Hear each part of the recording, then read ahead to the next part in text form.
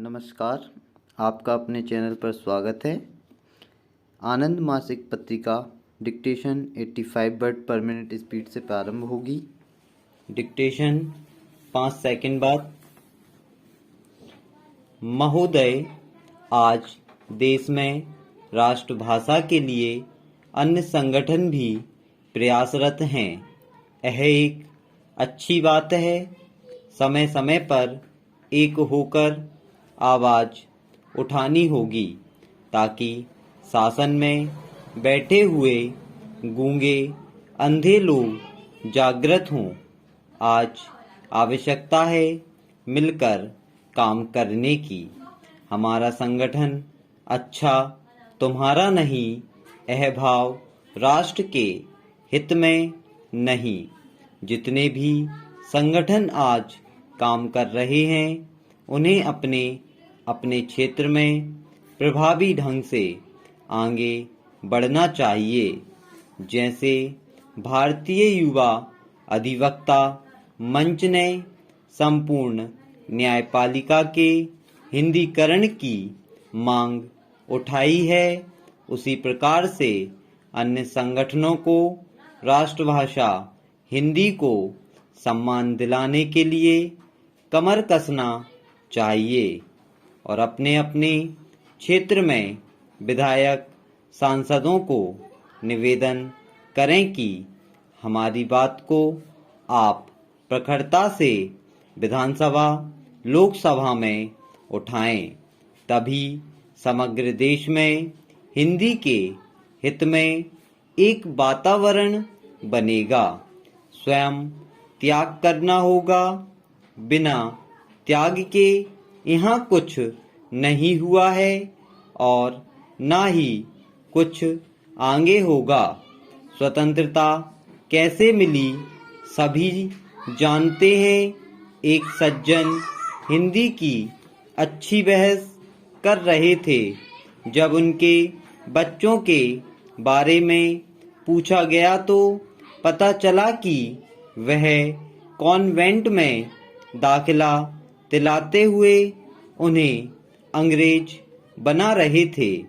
फिर हिंदी की बात ऐसे लोगों द्वारा करना ठीक नहीं। स्पष्ट व्यवहार होना चाहिए।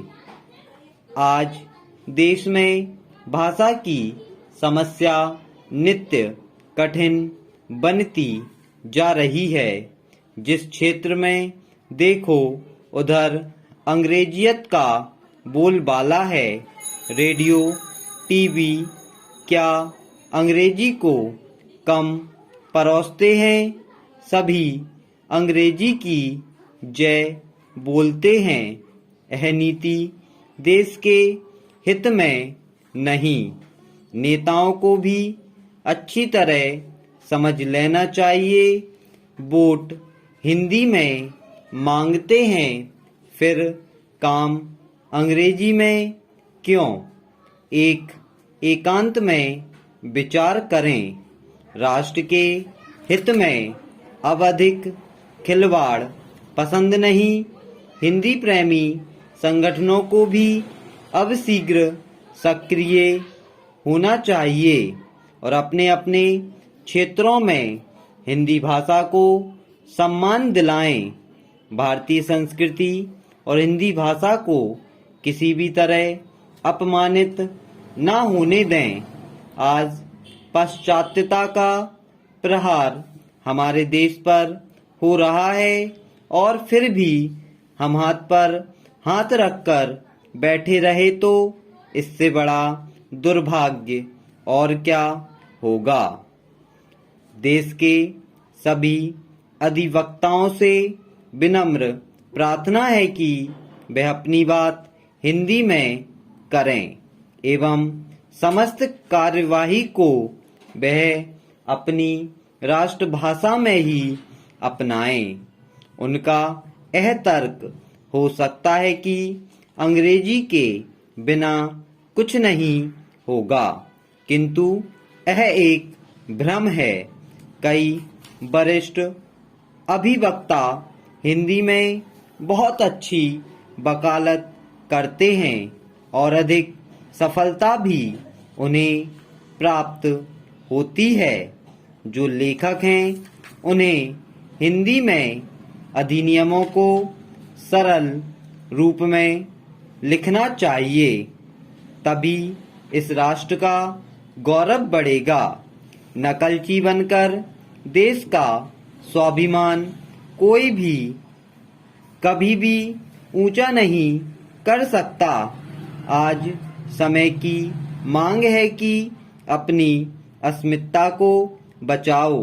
विदेशी भाषा से इतना प्यार मत करो कि अपनी संस्कृति, सभ्यता, भाषा की मर्यादा ही नष्ट हो जाए।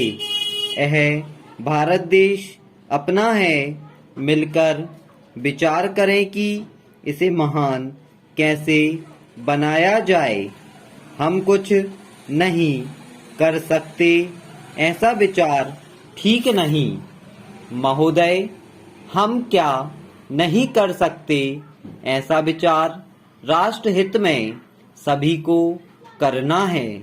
सभी प्रयास करें कि अधिक से अधिक निर्णय हिंदी में लिखे जाएं। इसमें कुछ कठिनाई हो सकती है, लेकिन उस कठिनाई को सरल करना अपना ही काम है। जब देश की अस्मिता पर गहरी चोट हो रही है, तब हम क्या मौन होकर चलते रहेंगे? अपनी बात अपने ढंग से कहनी ही होगी। नौकरी लगे या चली जाए, इसकी चिंता नहीं। इस प्रकार से जब आप सभी मिलकर विचार करेंगे तो फिर संपूर्ण न्याय पालिका के लिए आंदोलन चलाने की जरूरत नहीं। अपने राष्ट्र में अपनी भाषा के लिए ही आंदोलन करना ठीक नहीं है। यह भी सभी के लिए लज्जास्पद बात है। आप लोग आज से ही राष्ट्रभाषा के लिए अपना अद्वितीय प्रयास करेंगे, ऐसा मुझे पूर्ण विश्वास है। जनता जनार्दन से बढ़कर कोई नहीं। उसकी शक्ति जागृत हो जाती है तो विशाल समस्याएं क्षण भर में समाधान के दरवाजे पर अपनी दस्तक देती हैं। कई ऐतिहासिक परिवर्तन हुए हैं जनता के द्वारा।